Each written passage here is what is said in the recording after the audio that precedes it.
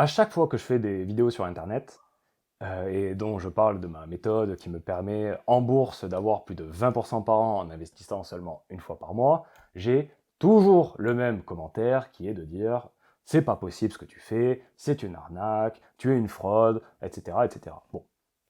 Et dans un sens, ben, je comprends pourquoi ces personnes disent ça, parce que ben, la norme sociale, ce qu'on peut entendre sur Internet, c'est que ben, 95% des investisseurs professionnels qui ont fait les meilleures universités américaines, qui ont des doctorats en finance, etc., qui gèrent des fonds énormes, eh bien, ils n'arrivent pas à battre le marché.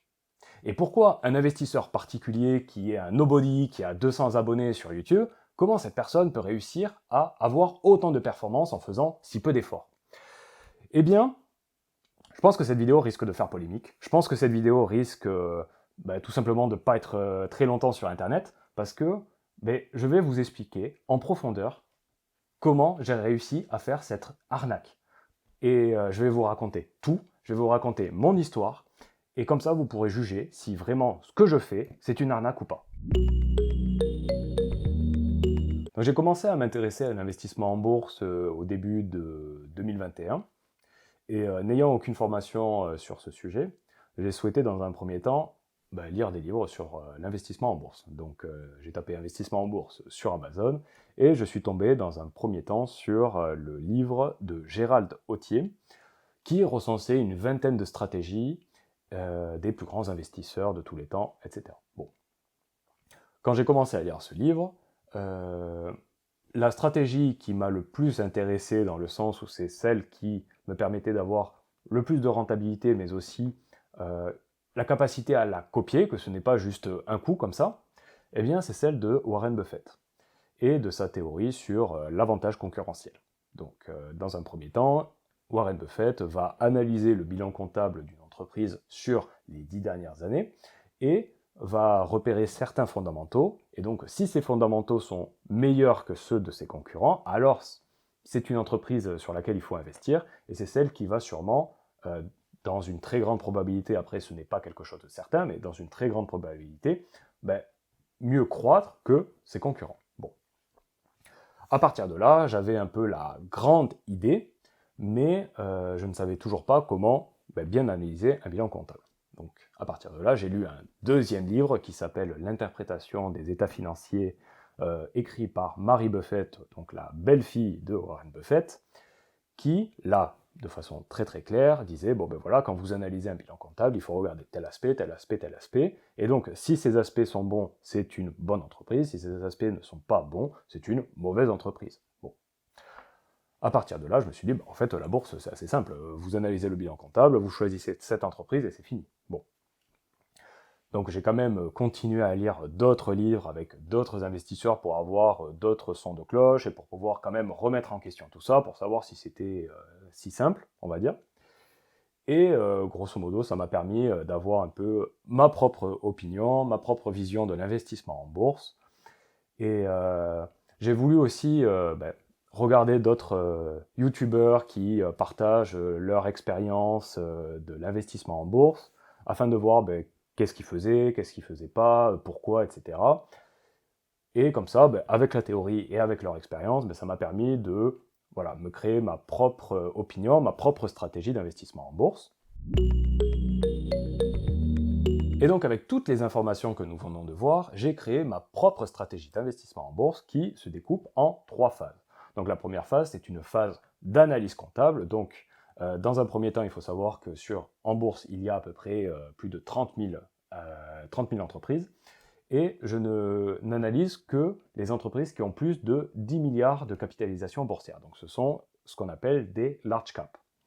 Pourquoi des large caps? Parce que c'est généralement des entreprises qui ont déjà un avantage concurrentiel du fait de leur taille. Voilà, si je commence de zéro et que je suis face à une entreprise qui vaut 10 milliards, déjà ça va être difficile de la rattraper. Bon. À partir de là, je passe de 30 000 entreprises à peu près entre 1700 et 1800 entreprises à analyser chaque année, parce que le bilan comptable, chaque année, il y en a un nouveau. Donc tout ce travail est renouvelé chaque année. Et j'analyse donc entre 1700 et 1800 entreprises, donc j'analyse leur bilan comptable sur les 10 dernières années, j'analyse certains ratios financiers, donc à peu près entre 24 il me semble, entre 24 et 26. Et pour chaque ratio financier, je mets une note de 1 à 10. Donc 1, ça veut dire mauvais, 10, ça veut dire excellent. Donc pour chaque entreprise, en moyenne, j'arrive à avoir une note. Et donc, ça me donne un classement. Et donc dans ce classement, je ne sélectionne que les entreprises qui ont plus de 8,5, donc ça équivaut à peu près 17 sur 20. Pourquoi 17 sur 20 ? C'est complètement arbitraire, hein, c'est complètement subjectif. Et ça équivaut à peu près sur 1800, entre 100 et 150 entreprises. Et ces 100 150 entreprises vont passer pour la phase 2. Et donc on peut dire que ces entreprises sont saines, en comparaison de ces 1800. Bon. À partir de là, la question qu'on se pose, c'est sur quelle entreprise investir. Et pour m'aider à faire ce choix, je me suis appuyé sur les travaux de Joel Greenblatt et de sa Magic Formula qui permet de savoir donc, le rapport qualité-prix de chaque entreprise et en fonction donc, du prix de l'action, de sa valorisation, mais aussi en fonction de son rendement sur l'investissement que je peux faire. Et donc le but de cette formule, on va dire, c'est de savoir quelle est l'entreprise qui me permet de gagner le plus avec une valorisation qui est la plus basse. À partir de là, ça me donne un classement. Et donc, ça me donne un classement de 100 entreprises à peu près. Et donc, je ne regarde que les entreprises qui sont dans le top 10, top 15, top 25 grand maximum. Et on va passer à la phase 3. La phase 3, et donc là, tout ça, ça a été de façon très rationnelle, très mathématique, c'est-à-dire qu'une personne qui avait accès à toute ma méthodologie aurait pu retrouver le même résultat. Et cette phase 3 va être un peu plus subjectif. Donc, qu'est-ce que c'est ? C'est tout simplement, on va pour chaque entreprise analyser de façon subjective, de façon,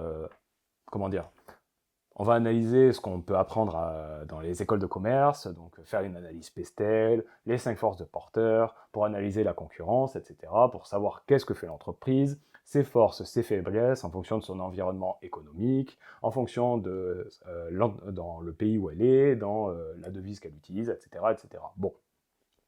Et à partir de là, donc c'est un document pour chaque entreprise de 80 pages à peu près, hein, donc c'est quand même une bonne analyse pour chaque entreprise. Ça va nous donner un certain résultat subjectif de me dire est-ce que j'ai envie d'investir, oui ou non, dans cette entreprise. Voilà.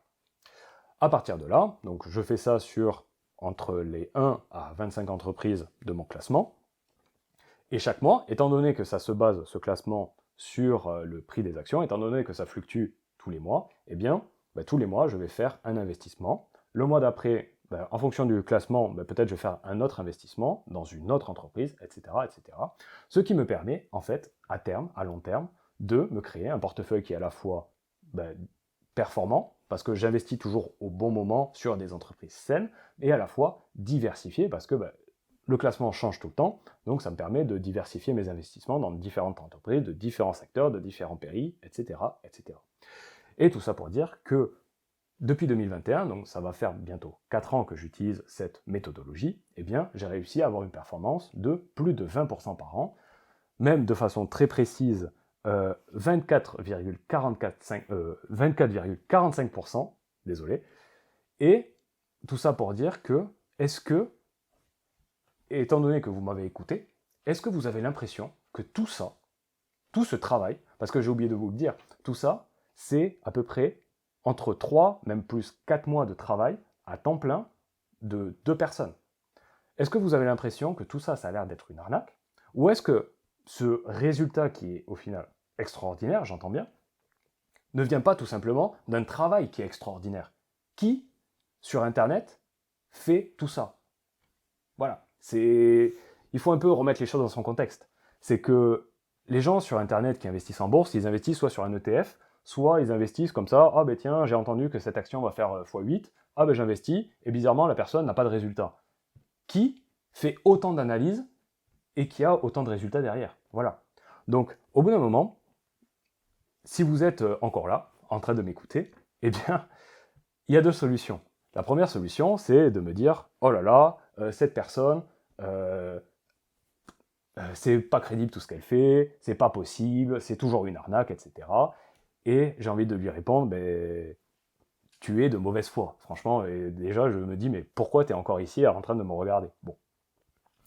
Mais si vous êtes en train de vous dire, bon, ben, peut-être cette personne a l'air d'être honnête, cette personne a l'air d'être vraie, et que j'ai envie de reproduire sa performance, eh bien, vous avez deux solutions. La première solution, c'est de lire tous les livres que j'ai lus, de refaire toutes mes analyses, de repasser donc 3 à 4 mois, donc si vous êtes seul, 7 à 8 mois, à temps plein, pour avoir le même classement et donc au final ben, les mêmes résultats que moi, oui, c'est possible, ou vous n'avez pas envie de faire tout ça, vous n'avez pas, pas le temps, vous n'avez pas envie, etc. Eh bien, je peux vous proposer, dans ma méthode à l'art, d'accéder à tous ces résultats. Et donc, à partir de là, si vous accédez à ces résultats, eh bien, vous pourrez tendre à avoir plus de 20% par an.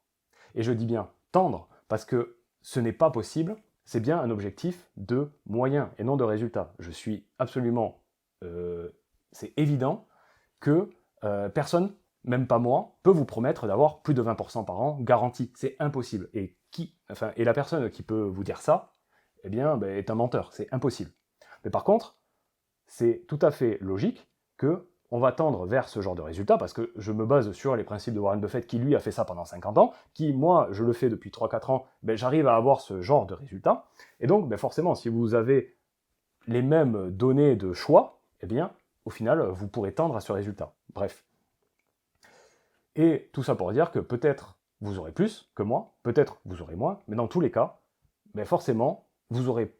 C'est le but de tout ça, c'est de réussir à avoir mieux que le S&P 500. C'est d'avoir mieux que l'indice.